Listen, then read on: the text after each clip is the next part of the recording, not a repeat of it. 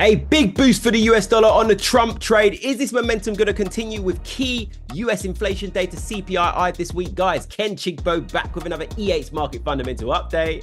Let's jump straight into this.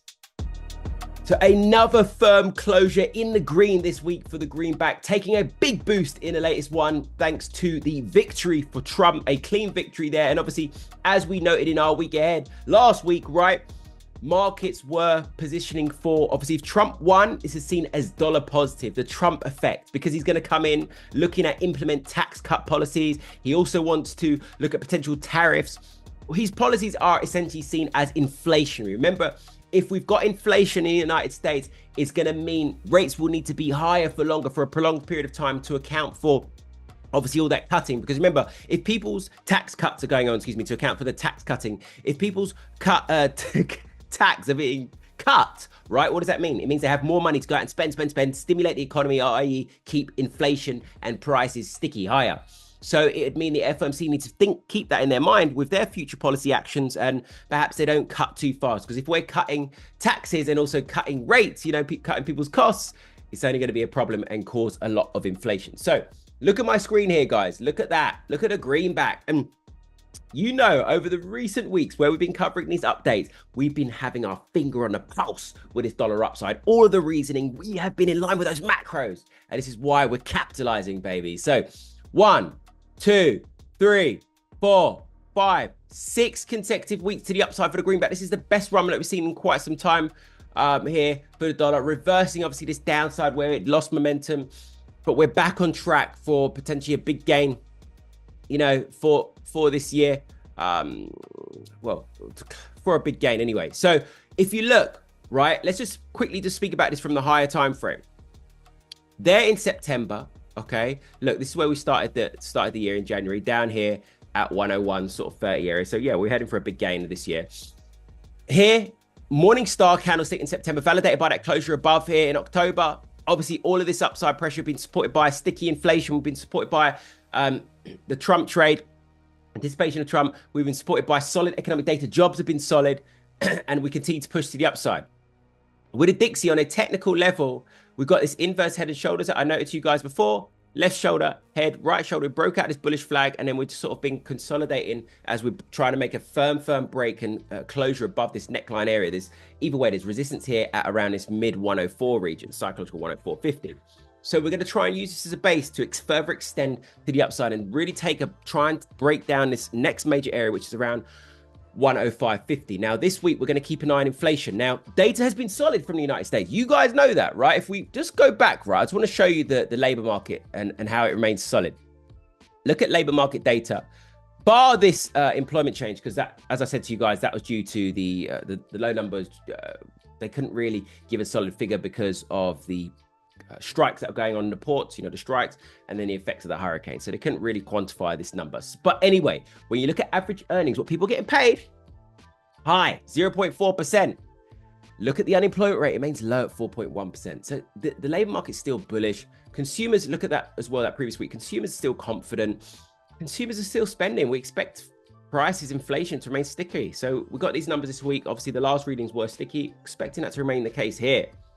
Retail sales, they're expecting numbers to cool, 0.2% on the core down and 0.3%.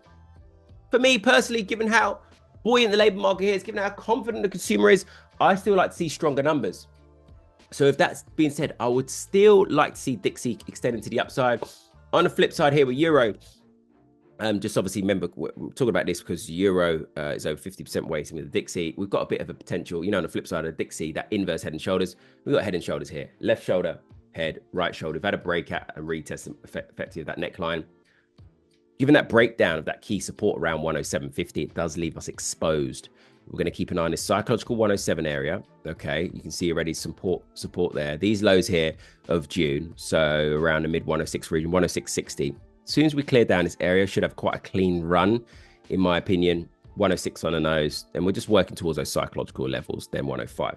Okay, so I think there's opportunity here for the dollar bulls to capitalize, for Euro to lose a little bit of ground, just given this momentum that's in favor for the greenback. Now, expect some volatility for GBP because we do have key labour market data from the United Kingdom. Now, last week we saw the Bank of England cutting, as expected, their interest rates by 25 base points. Now, they did emphasise that they want to cut gradually because they still see some risk to inflation. And obviously, they don't want to rush to cut if inflation's still hovering, potential for it to spike to the upside. Now, when you look at, let's just quickly look at the calendar. Then we're going to look at GU technically. This week, few key data points. Firstly, at the early part of the week, we've got labour market data, which is expected to worsen. Expect to see higher amount of jobless claims. Average earnings expected to remain quite decent at around 3.9, higher than the previous, expected to be higher than the previous 3.8. We'll see. It has been obviously on a trend of cooling, as you can see here. It's been cooling. Unemployment rate expected to tick higher. Unemployment rate has been creeping a little bit higher. I guess it's been a little bit mixed. 1 point we were high in the summer at 4.4%.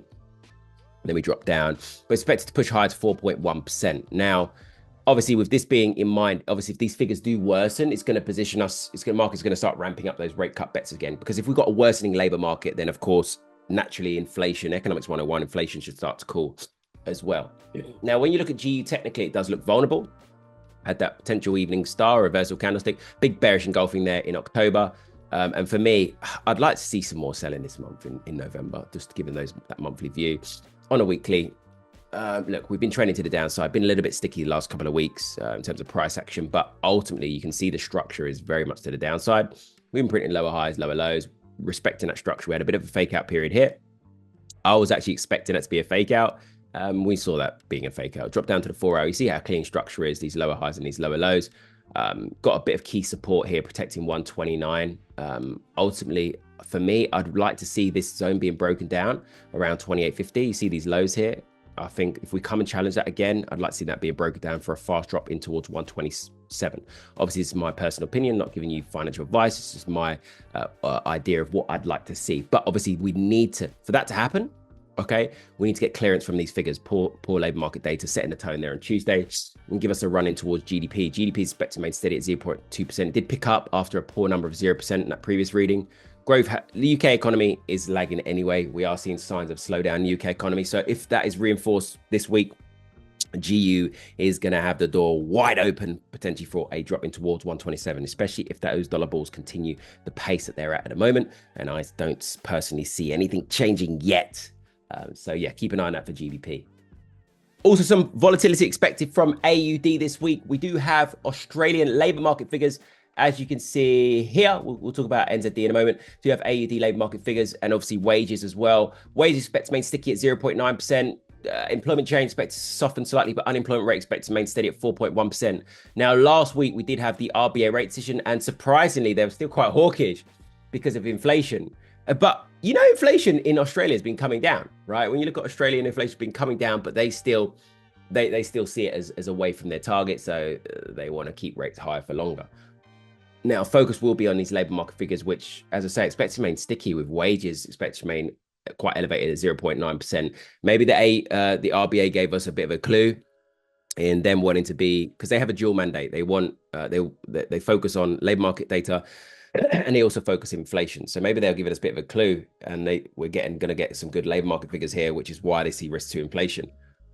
With that being said, AUD anyway, I'm not bullish on AUD because of the risks to the Chinese economy. And obviously the stronger dollar at the moment as well. And potentially with those tariffs coming into play from Trump, you never know. That's obviously going to harm AUD because China's their biggest two-way trading partner. Big bearish candlestick there in the month of October. So I would ideally like to see some more selling this month. On a weekly, we're protecting this trend line at the moment, or this trend line is protecting the price from a free fall. Because if this breaks, I think we could have a fast drop 65, then it's sort of 63, 62.50. You just see that obviously at the moment we're subject to another challenge there. Obviously, if those figures do worsen, labour market figures, we're going to see this happening. Or a potential breakthrough this trend line, retest, and then maybe work zoning towards sort of 63. Obviously, if those figures are higher, then we'll likely see, we're not going to see that far of a move, but maybe in towards the next major area of resistance heading into 68. Okay, that's your scenarios.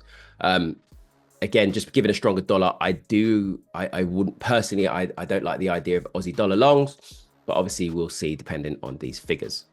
Also out of New Zealand, let's just jump over to NZD. We do have inflation expectations. The RBNZ have already started cutting rates. They did a big one of 50 base points.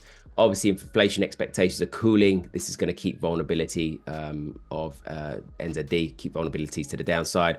Got a bit of a narrowing pennant here going on at the moment, which I'm monitoring, just price range narrowing. We have been in this pennant for quite a long period of time. Similar for AUD, just got a bit of a support, trend line supporting the price at the moment, there or thereabouts where we're at, which again, I still see that wanting to head to the downside, especially with the stronger dollar. But obviously keep an eye on these inflation expectations for New Zealand. So once again, another busy week. I've got a lot of focus on dollar this week, decent amount of focus on GP, and also euro potentially there, depending on how strong the dollar is this week. But again, one packed full of volatility. Stay lit, stay blessed, and I'll catch you on the next video.